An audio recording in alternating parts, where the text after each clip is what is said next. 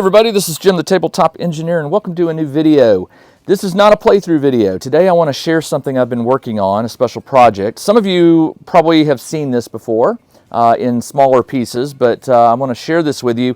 Specifically, I'm making this video for players of a game called Guards of Traitor's Toll, although this project would certainly apply to any fantasy game or RPG. GMs could use this with a tabletop role-playing game like D&D or Pathfinder. Wargamers could use this with games like Frostgrave, Forgotten Ruin, anything that's fantasy-based. So what is this? Well, first off, it's in pieces. So let me go ahead and tell you the terrain, the buildings, are from a guy named Adrian, or at least that's the name of the My Mini Factory site. I think his name's Adrian. I like these buildings because, well, these are all 3D printed, by the way, and the reason I like these is they all are consistent. They have a similar style. They have the same scale. He reuses doors and windows, so there's a similarity between the buildings. And this is just 4 of them.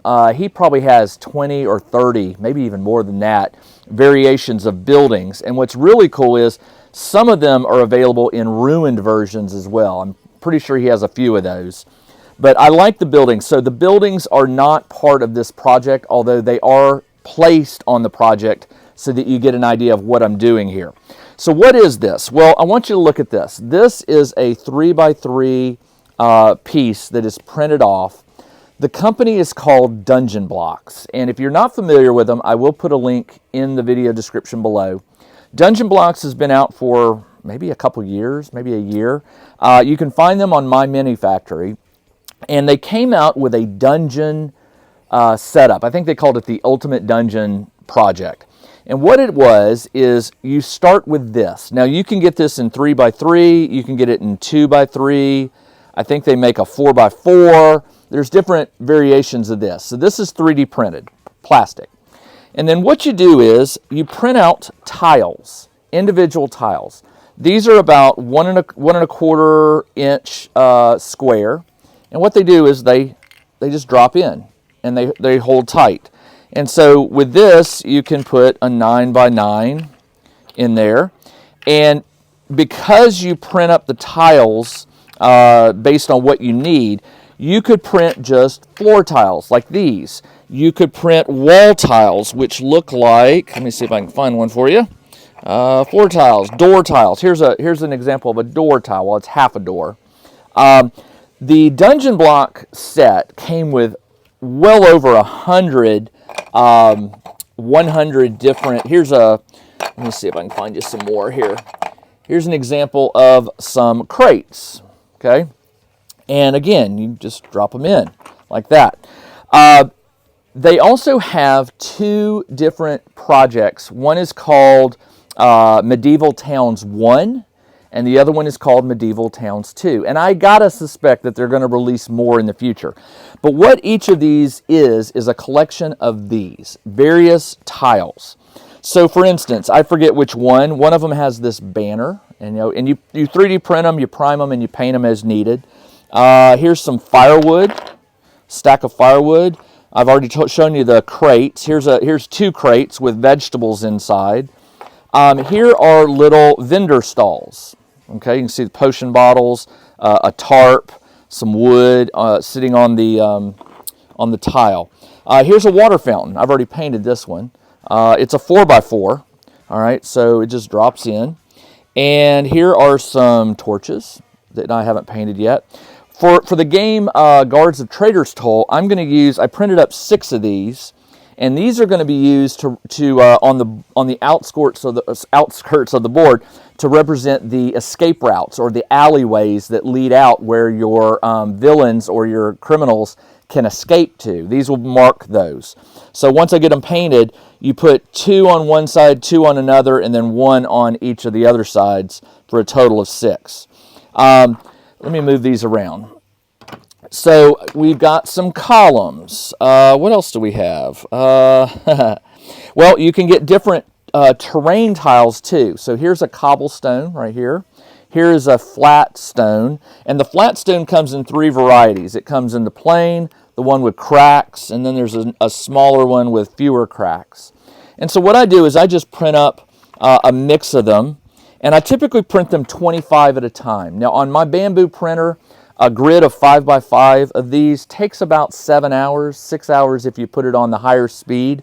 And I actually am going to start running at the higher speed because the quality just isn't that big of a difference. I can run them faster and get more. So you're probably looking at this and going, well, just how many blocks is that? This is a 27 by 27 pattern, which is a little less than 500 blocks. I think it's like 470 some odd blocks. It's a lot of blocks. But if you're only going to use this for, say, one game, it might not be worth it. It might not be worth it. But I run role-playing games. I play Frostgrave. I play Forgotten Ruin. And I play Guards of Traitor's Toll. So I'm going to get a lot of use out of this. And remember, the buildings add 3-dimensional elements to it, but it does come with 3-dimensional elements like the towers, like the columns and the bins and things like that. Honestly, you need to go look at. You can download the PDF for free. Click the link below for Dungeon Blocks, and you'll find all their different projects. They have a swamp one. They have a castle one. It's crazy. You could build a castle, and that may be my next project. It's a lot of printing, but it looks so cool. So how did I do this? Well, what I did was I printed up 1, 2, 3, 4, 5, 6, 7, 8, 9. 9. I printed up a grid of 9 by 9 of these. So 81. I printed 81 of these. Now I started this less than a year ago, but it did take a while. So I printed up, I could have printed 4 by 4. The reason I chose 3 by 3 is this is a 3 foot by 3 foot area, roughly. It might be a little off by 1/4 of an inch or so. But that is typical of what I play with a war game. And Guards of Traitor's Toll calls for a 3 foot by 3 foot play area. So I printed up 81 of these. And then what I did was, you could cut yourself a 3 foot by 3 foot piece of plywood, 1/4 inch. But I didn't do that because I do play some war games that are played on a 2 foot by 2 foot area. So what I did was I cut out a 2 foot by 2 foot piece of 1/4 inch plywood, and that is what you see here. I glued 6 by 6, was that right? 3, yeah, 6 by 6 of these down on a flat sheet of plywood, painted it all black. As you can see underneath, it's black. You could print it in black. I typically print in gray, so that's why I printed it black. And that is a 2 foot by 2 foot section. This is roughly a 1 foot by 2 foot section. And then this one down here is a 1 by 3. I typically don't use the 1 by 3 or the 1 by 2 in war games, but I have used them with role-playing games because using these tiles, you could create in real time or ahead of time a dungeon layout that might twist and turn. If you're going to conventions, you just carry the flat piece with the grid, and then you put all these in a box, and then before your game, you lay it out. And it really doesn't take that long. I mean, what takes a long time is coming up with a pattern that you like. So I did a chessboard, or half a chessboard, with some columns, and then most of it is just cobblestone, and I paint the cobblestone in light blue, standard gray, and most of the tiles are painted in a whitish gray. And then I do some of the flat stones in colors, like I've got green over here, and I've got rust up there. And I'm going to do some other colors because in Traitor's Toll, I can use those to represent like maybe where certain types of merchants are located, in the green square or in the red square, things like that, just to give it a little more interest in color variation, because the bland cobblestones does get kind of boring. So I plan on painting these up today in a sort of a reddish color, and I'll put them in there either in a checkerboard pattern or something, and just to break it up. But when I want to play a game of Traitor's Toll, all I have to do is lay out the 2x2, the 3x1, and then the 1x2, and I have my 3 foot by 3 foot space. And these are stored away. I lean them up against a wall when I'm done with them. They're each about an inch tall, inch and a quarter tall. So it's not a lot of space to store those boards. But again, you just print out as many of these as you need. Now you could just carry these with you. The reason I didn't do that, and I believe, I could be wrong, I believe they now have these with some magnet things so you can magnetically connect them.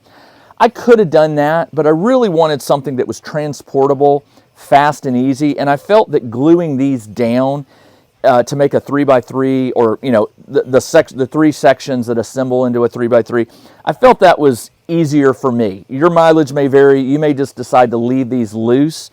But what I did find was when I first printed out a 9x9, or actually a 6x6 of these, when I put them down next to each other, sometimes your knuckle would bump it. Now, even though the tiles won't come out, they would stay in there pretty well. If you bump one, it tended to bump another, and it would just mess it up. And so that's why I decided to lock them down by gluing them onto a sheet of plywood to make them more, this is a heavy piece. It's not gonna, my hand hitting it is not gonna do anything. If anything, it disturbs the blocks. But again, once you paint it up, and I've only painted about half of what I need. I've got a bunch more that are, I don't know if you can hear my 3D printer going right now. It's printing some remaining blocks that will fill up this section down here that is empty. And then what I will do is I will go to the catalog. There's a PDF you can download for each of their projects for free on the My Mini Factory page. And it gives you a visual listing of all the different blocks that come in each kit. So you can decide, do you really need Medieval Town 1 and 2, or could you get away with Medieval 1? Believe it or not, these cobblestones came from the Dungeon set, not the Medieval block. The Medieval 1 set comes with its own set of stones, but they're not brick. They're more natural shaped stones. And I preferred this smaller cobblestone look for my square than the other ones. Again, you've seen the smooth ones I showed you. These right here have a like a rough, sandy, stony pattern. I don't know if but yeah, you can see it there. Have a rough, stony pattern. And there's some more patterns. Well, not some. There are a whole lot of different textures that you can use. There's grass, there's dirt, there's mud. I mean, it's crazy. There are so many blocks. So what I would recommend, if you like this and you think you might want to do it, what you should do is plan for 70%, maybe 60%, but 70% coverage of just flat blocks, nothing on them. And that will give you plenty of space for your miniatures to move around and for you to place your actual 3D printed terrain. Then you would take the other 30% or so and you would print the custom blocks, the bigger blocks that you need, like the columns and things like that. And then it's just fun. Every time I play Traitor's Toll, I can change this to make it a different part of the town. The whole town, in the game, the whole town is basically one just big sales merchant area. And so what I could do is every game I can take these blocks and I can move them around and change them. And I do have a lot more buildings, so I can keep it new looking and not repeat the same pattern over and over again. If you have any questions, please post them in the comments. I'm happy to answer. Like I said, you can do the math. I print these out 25 at a time, and it takes about 7 hours, a little less on my 3D printer. So if you just did the 470 so divided by 25, that's like, I can't even do the math. 4 times 4 is 16. That's about between 16 and 20 runs of your printer to cover this entire thing with just the flat ones. But I would not recommend printing all flat to cover this unless you really want a totally 100% flat block, play area and to add your own 3D terrain. I just really like some of the stuff that they sell that drops in. Like here's a painted table. Here's some columns with hitches or chains, you know, that you can put up for decoration. There are hundreds of these blocks, and you haven't seen half of them here because I'm still trying to figure out which ones I'm going to want. But once you get the basic flat blocks down, you can start customizing and deciding what blocks you want. Like I decided these banners will represent where the guards can enter the air when you call for backups or when they arrive. I'll be using these. If I play a 2-player game, I've got 2, and if I play a 1-player solo game, this is where my guards will come in, and I'll put that somewhere on one of the sides to represent where they come in. And as I said, these flames will represent where the criminals will make a getaway if they make it to that section. All right, that's all I got. This is Jim the Tabletop Engineer. I really feel, I love this. I've been wanting to use this for other war games, and when Traitor's Toll came out, I knew right away. I was like, oh, I can totally use this with Traitor's Toll. And then I figured I better share it with the other Traitor's Toll players, because you might be looking at something. Now, if you play on a like a neoprene mat, you know, that's fine. That's how I play a lot of war games too. But there's something about 3D elements and height and things like that. And the Traitor's Toll game just sort of calls for that. And there's a lot of, like the Medieval Town 1 and 2, there's a lot of variations of things like these little booths that you can 3D print to bring your merchant area to life. All right, there you go. Again, if you have any questions, post them. Check the video description below, and I'll put links to the various dungeon block products. And like I said, once you visit one of the products, somewhere in there you'll find a link where you can download the PDF. And it's usually like a 20 or 30 page PDF for each of the different projects. And it shows a visual representation of all the blocks. It gives you the file name so you can easily find it. And then you just go to town printing what you want. All right, that's all I got. This is Jim the Tabletop Engineer. Thanks everybody, and I'll see you in the next video. Everybody, take care. Check out the new RPG and Wargame newsletter. Each week the Tabletop Engineer shares news, products, Kickstarters, and much more related to the gaming hobby. It's free to subscribe, so check out the link in the video description below to sign up.